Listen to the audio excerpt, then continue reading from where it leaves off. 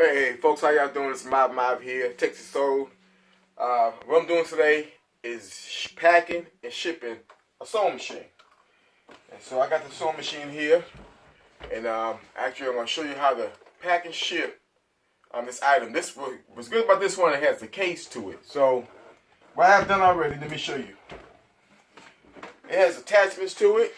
So what I have done already is secure this attachment right here with 3/16 bubble wrap, and let's keep it from moving and shaking inside and so forth during shipping.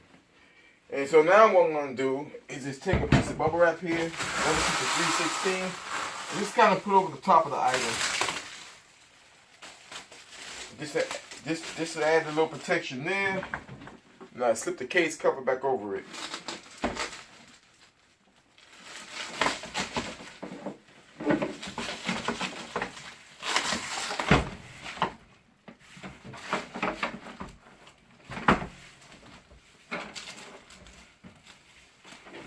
Okay, make sure I got that on there good. Yep, it's on there.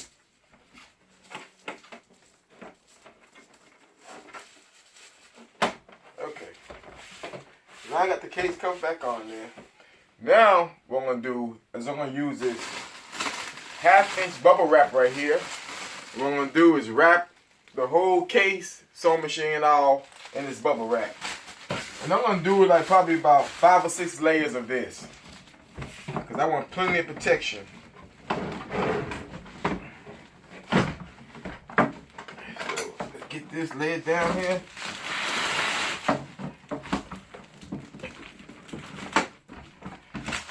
There we go. You just roll it. I'm going to get it good and snug. Roll it up in this bubble wrap.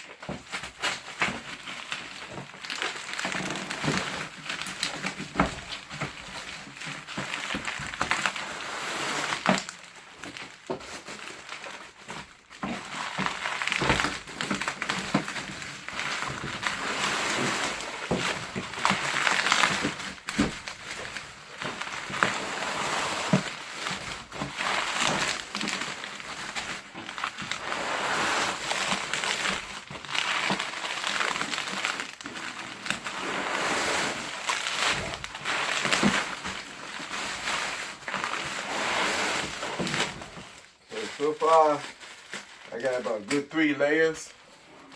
So I'll go some more.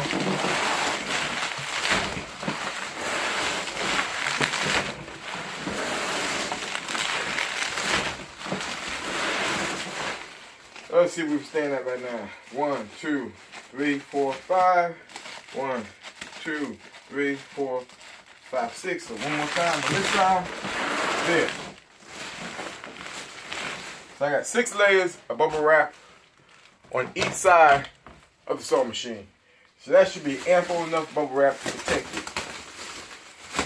And if you don't have bubble wrap, you can use other methods of protecting it. Bubble wrap would be the best, of course.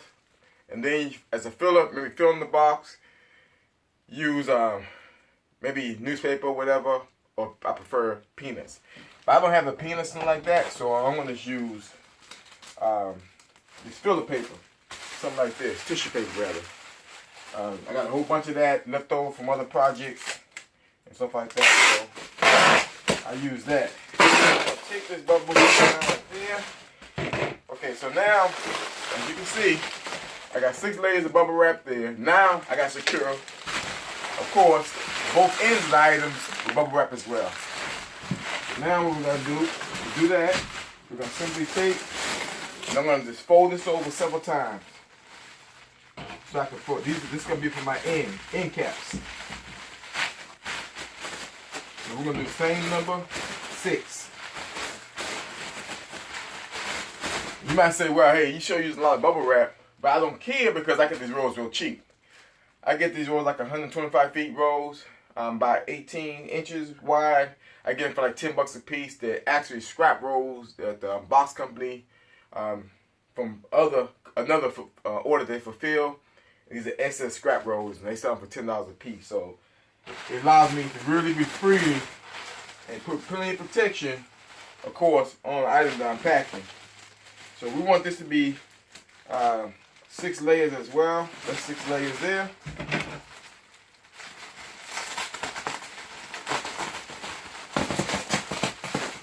Now for this project here, I don't necessarily have a box that fits perfect for this. So you got to custom build a box. Because you want it to be a tight fit as possible for the item. So now we're going to cut the inside off there. Cut it down a little bit.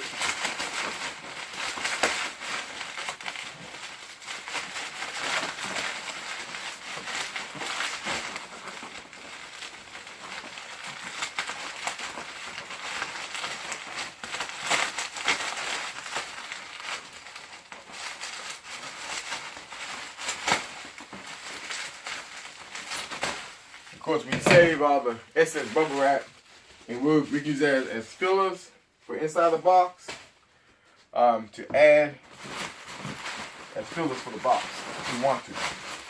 Now let's take this down.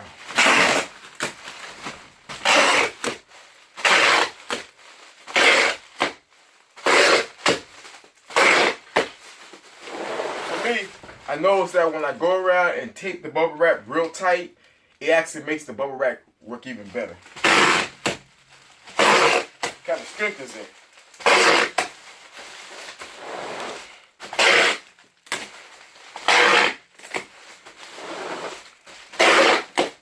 So you go, especially on the corners, get them taped down. It really reinforces the corners. And then you gotta check the weak spots. So like right here, I don't know if you can quite see it. I got like a weak spot right there. So that's why I'm going to take this excess and put it right there.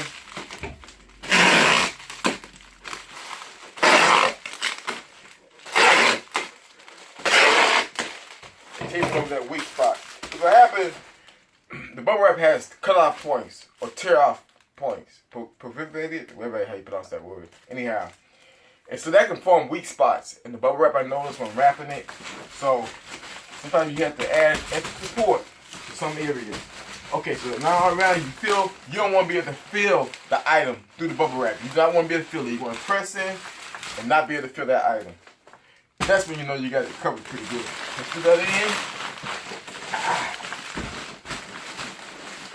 in. Yeah. You want the item to get there safely, especially if it's an item that person will pay a lot of money for. You don't want the item to get damaged. I don't care if they paid $5 or if they paid $500. I want to protect the item.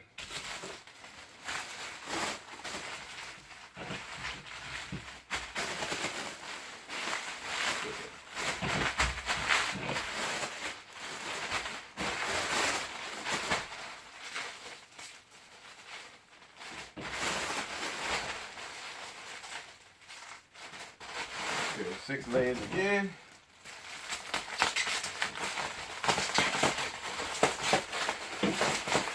I know from the last one how much to cut off about. So we're going to do that.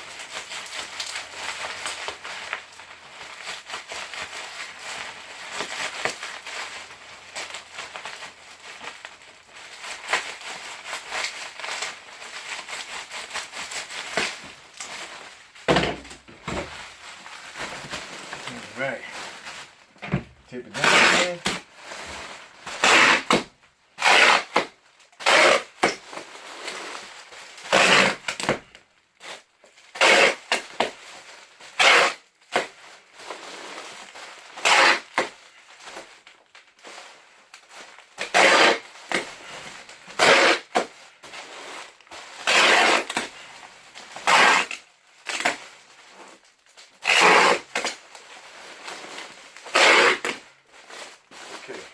Again, I got a semi-weak spot right here. This side is great. So again, I'm going to take the excess bubble wrap and put on my semi-weak spot right there. It's not as bad as the last one was. But I really don't want to be able to see the item through the bubble wrap. I don't want to be able to feel it. Not for a heavy-duty item. You got to just figure out the profile when you ship the FedEx or the post office, they're gonna treat your item pretty rough, and so you want it to be able to drop off the back of a truck and not get damaged. You know, that's the way I look at it. And so this is pretty good. Nice and secure. Yeah. So this is popping up. Now it's time for the box.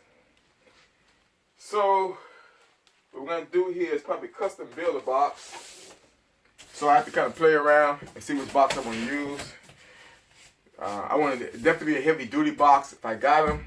Sometimes what I do, it depends upon the item. Sometimes I have to do a box within a box, or sometimes you might have to just double wall the box. And so on this one right here, I think I might, if I can, this box is kind of thick, but not super thick, so it depends. I want to see what I have to do here. I might just double wall the box. So this is what we're going to do first. Make sure it's the box I want to use. There was another one I have here. It feels even thicker. So let me see.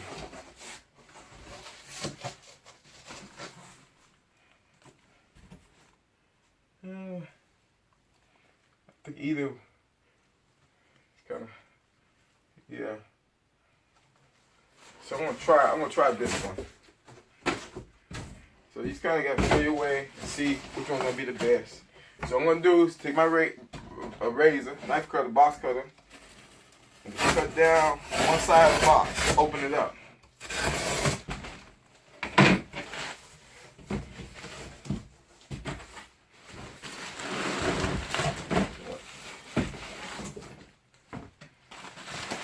So basically, this is gonna.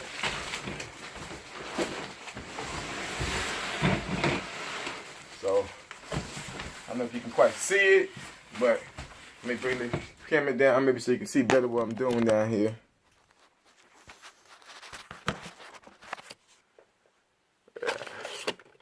Move that out your way. Okay. There you go. Okay. Now you kind of see better what I'm doing. So now, what I'm going to simply do is try to fit this in this box. Try to custom build it. So that's perfect right there. So now what I want to do is take, and I got to make an edge. So take something stiff that I can use as the edge to fold over part of the box. This right here should work. Yeah. Fold that end over and kind of show you what I'm doing. I'm taking this as an edge, laying it on top of the bubble wrap package, and taking the side, raising it up, and simply folding it over that edge. There. So now that side is fitted. So I want to do another box the same way.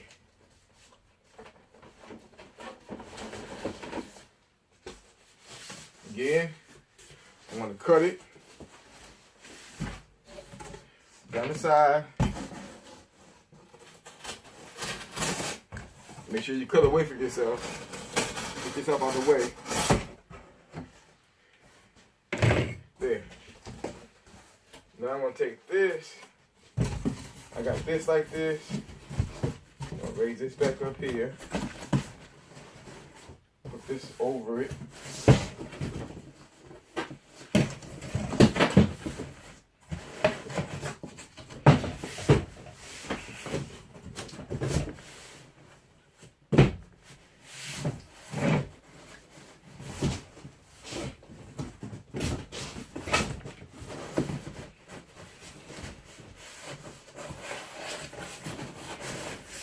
Okay, so that's fitted tight. So now I gotta kind of put a little tape on it, just kind of hold it down. Hold that box to that box while I flip it over. What you got to do next. So that way you can work with it better.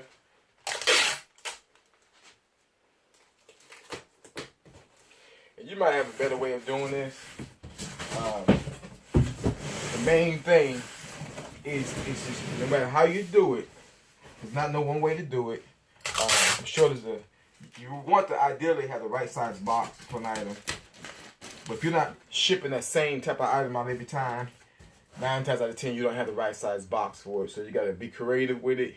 The main thing is to pack it well, protect it well, so that it can make it safely to its destination. And sometimes I do what I call overpack. I just put a ton of packing material, and that way, and then I drop it myself on the floor. I drop it from waist high, or whatever, and drop on the floor. And you should hear like a bounce almost from being packed so well. Okay, so that'll help hold it down. So now I gotta flip everything over here.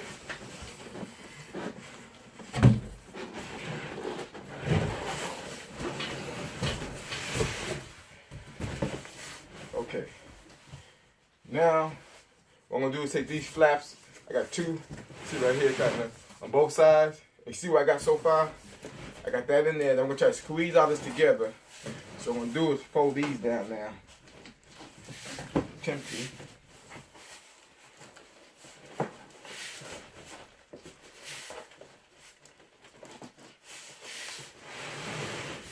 That's proving to be a little difficult because the cardboard is so thick. Yeah, get from different angle. I'm gonna take that side down first. Then we'll do the same thing on the other side. Yeah, here we go. Get at the right angle. Then it's bad.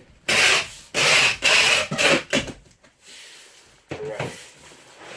So now you can see I got it double walled. If you can kind of see it. Let me bring the camera real close so you can kind of see what I'm doing here.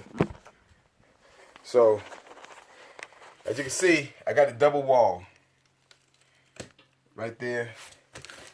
And I got a double wall right there on this side. Now I got a partially double wall here. So now it's the middle part that I got to slide some inserts into so that it'll be double wall right there. And that's gonna give me my double wall box protection that I'm looking for. Okay. So finally so I got what I got up here, and I guess I kind of show you that too. What I keep up in my rack is I keep up here all kind of scrap pieces from my boxes that I had to resize, customize, and all that kind of good stuff. So I keep them up there, and I use them for this box here to add. I have double walls all the way around, and so forth. Okay. So let's take a couple pieces. Sliding through it.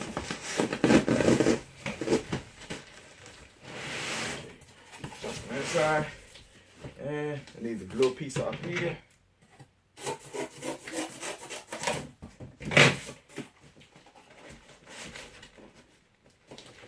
Okay, bam. That side is done. Now, flip it over.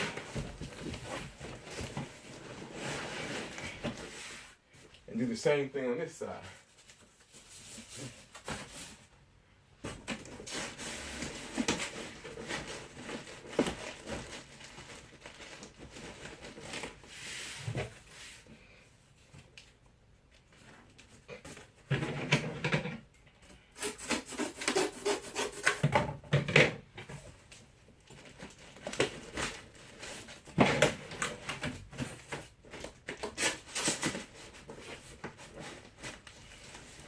Okay.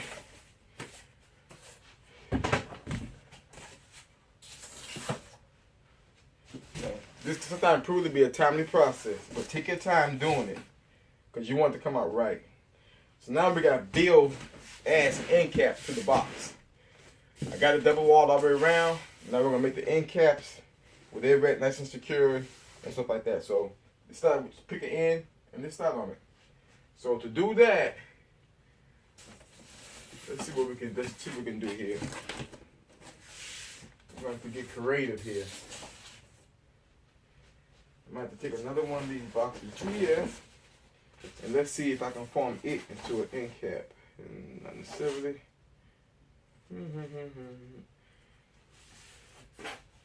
I hate to use a good box to form my end caps with.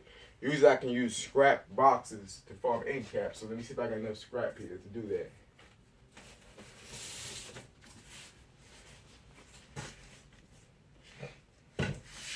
Okay, so let's flip it up on one end. Actually, what I can kind of do is almost take one end and fold it over, make flats, cut my way through the cardboard, and I might be able to fold it over enough where it's almost covering the end. I just have to add some cardboard to it. And the other end, of course, customize it all the way. So again, I take a piece of cardboard, put it that fits in here. So I got one that fits. Kind of use it as an edge. Again, I only use this for the ends. It should work. And then fold it over. Like that. Fold it over. Like that.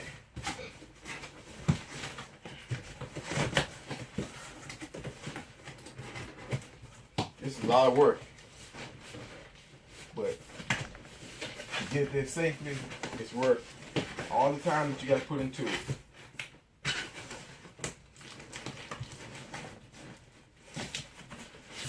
Okay. All right. Let's get this. Can I get this? Pull things together tight, and then just start taping it down. And believe me, a lot of times it's not gonna look pretty, but it's gonna get there safely. Do I ever get feedback saying, hey, the item vibe damage?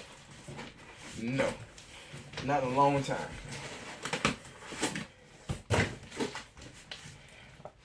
I might get feedback on eBay saying, hey, something such was wrong with the item because I couldn't fully test it or whatever.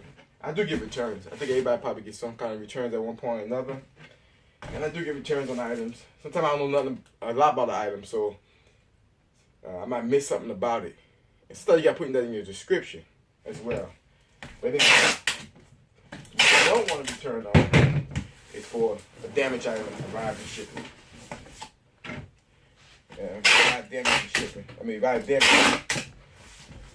Okay, so. Oh, this is going to be nice and tight on the end. Okay, so, yeah. Now what we're going to do is I'm going to put a couple layers. And I can cut that off. Yeah.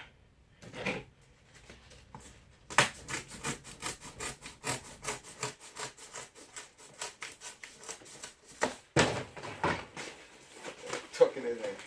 There we go. So, I just cut that off. I tucked it in there, put 2 layers there. Now just finish taping everything down. And 2, if you want to, lay that on top of there and help this, add a little something on there.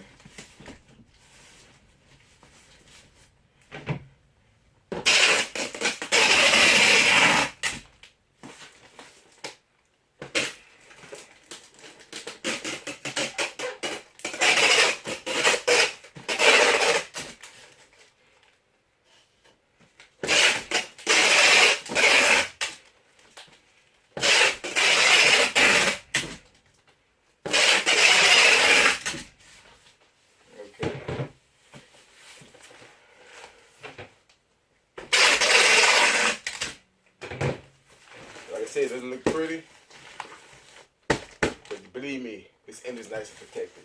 Lift it up. Alright. Now, it's sitting pretty flat, right? So that's good. Now I'm gonna have to put an end for this. So we're gonna take several layers of scrap cardboard. There we go. I'm going to put an end cap. Like I said,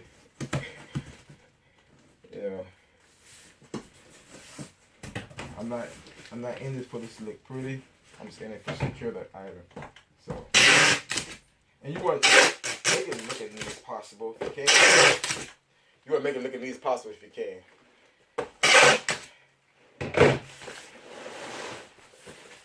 And another thing I try to do is get the package out as quick as possible. I got 1 day handling time. This sold over the weekend. They give you until Monday, of course, to ship it out. So this is Monday morning. I'm sure this is going to. I live in Texas. This is going to Seattle, Washington, which is way upper west corner of the United States, right? Well, west north corner of the United States. So the shipping is probably gonna be high on the most packages. So I gotta get it out as quick as possible. That's another reason why you want items to be secure, because some of them got a long journey to go. And so you want it to be able to endure all the abuse, all the hit it's gonna receive along this journey. So as I'm taping, I'm pressing the cardboard in, make everything tight and snug. And so I don't need to put no fillers in like I spoken before. I don't need to put no tissue paper, no peanuts. I customize the box to fit tight.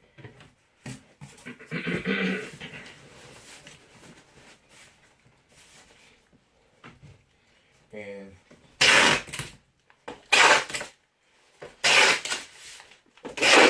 this is only one layer I'm putting on. I'm gonna put another layer on top of it.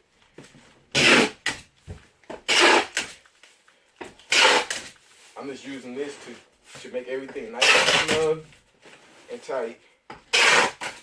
So I come in and add my second layer, tape it down. Using this layer to pull everything together. The second layer just add another layer of protection too. And sometimes, like when you customize the box on the corners, you have these open spaces to tuck them in, tape them down. And again, making sure everything's nice and tight. On the tape, I get rolls of tape. Let me show you.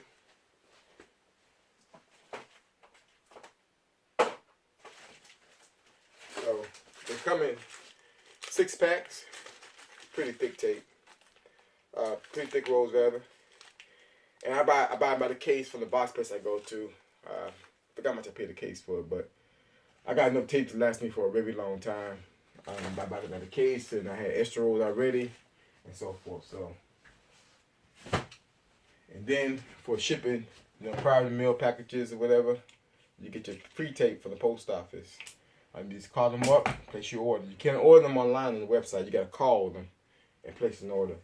Now, if you get more than 6 rolls, they have to get it approved, and yeah, it takes maybe a few hours or a day or so to get it approved.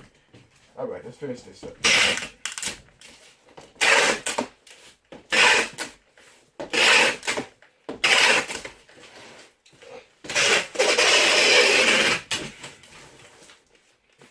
Okay. So this is the first layer on this side. Nice and tight. So let's put another layer of cardboard over that layer. Because remember, we want this to be 2 layers all the way around.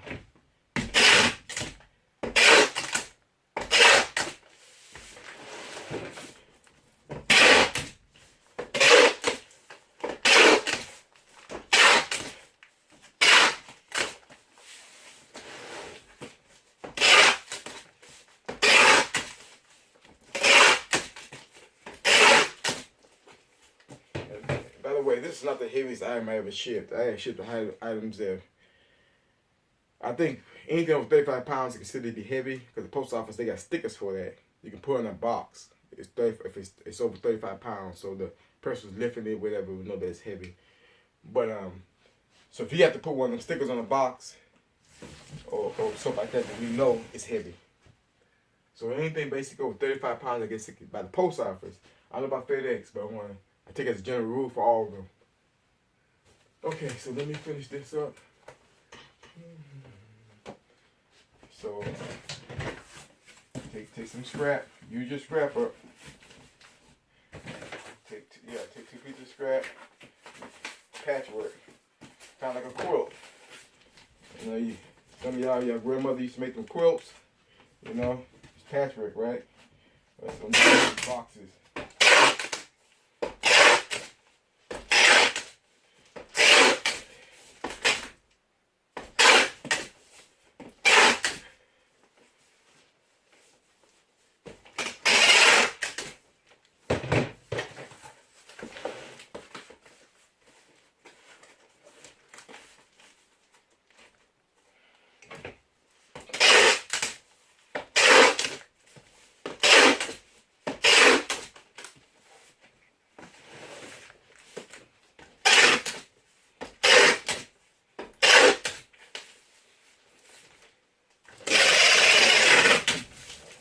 This is a workout.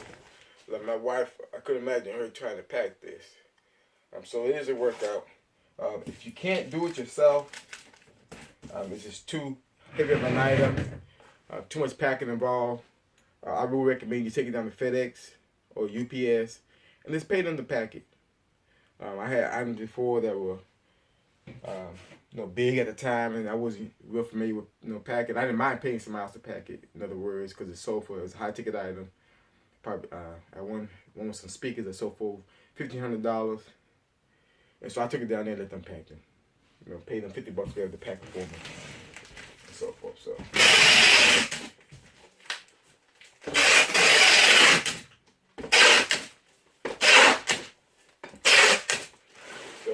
I use a lot of tape. And so forth to make sure everything is nice and tight, tied down good.